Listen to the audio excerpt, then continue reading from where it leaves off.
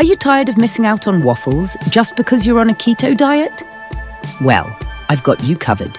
Today, we're whipping up something that's been going viral in the keto world, the Keto Chaffle. It's cheesy, it's crispy, and the best part, it's only got about 2 grams of carbs.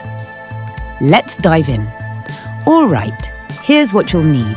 1 large egg, half a cup of shredded mozzarella cheese. You can use cheddar for a different twist.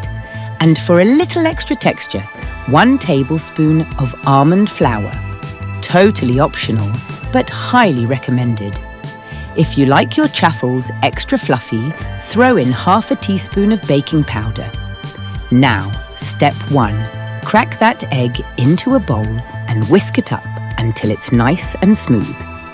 Next, we're adding in our shredded cheese. The cheese is going to be key here for that crispy waffle texture, so don't be shy. If you're using the almond flour and baking powder, toss those in now and stir everything together. This is going to form your batter. Preheat your waffle maker on medium-high. Make sure to give it a light grease. A little oil or butter will do the trick. We don't want any sticking. Now, pour about half of your batter into the waffle maker and close the lid. Let it cook for about 3 to 4 minutes or until it's golden brown and crispy. Repeat with the rest of your batter. And there you have it. Your chaffles are ready. Just look at that crispy goodness. You can use these chaffles for just about anything. As a sandwich, a burger bun, or even for a keto-friendly breakfast topped with some sugar-free syrup.